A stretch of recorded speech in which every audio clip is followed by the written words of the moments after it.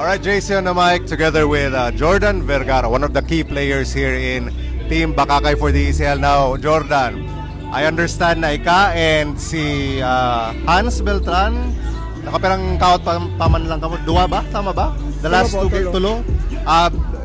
Mainly because you represented ACC in the Prisa, tama ba? Yes, po. Anong klaseng impact ang masasabi mo na ang sarong player na arog mo and arog ni Hans Beltran na aki pa, anong klaseng impact amo yan nindong makaigwa digdi sa Team Bakakay? Sa depensa po, tapos ano po, sa offensa na din po. We've known you as a defensive player, watching you play for ACC even last year, ano.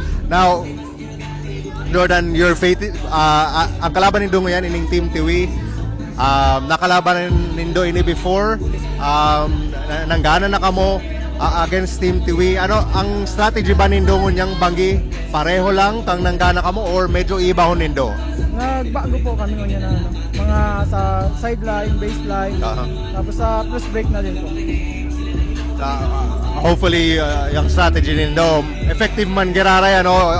Last time again, you guys were able to win the game against this team. Last question, Jordan, ang game na ini chance nindo para makabalik sa championship round against the same team, especially Team Tabaco.